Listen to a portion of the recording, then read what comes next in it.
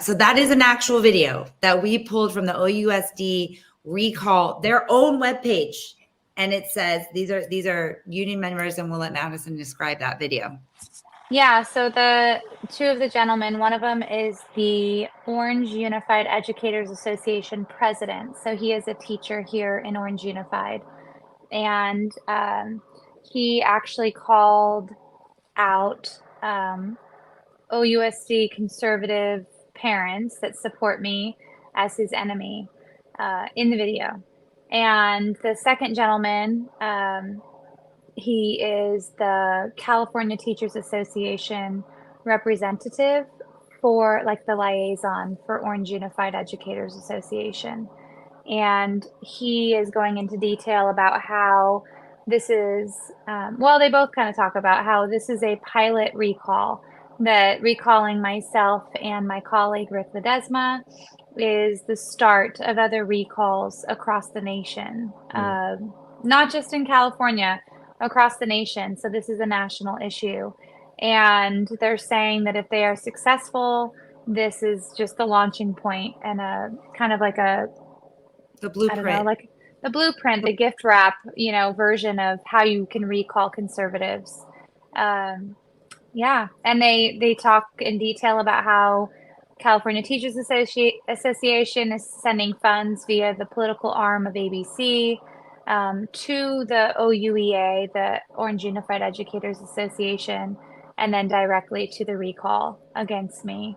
And we did I don't know if you got the video working, but that's kind of the gist of it. But no, yes. I think it's important. I mean, it goes back to, again, what we said in the beginning. They have a plan. They are not just haphazardly showing up at board meetings and yelling, and they have a plan, a strategy that is implemented across multi-layers and across not just, vertically, but laterally, like you said.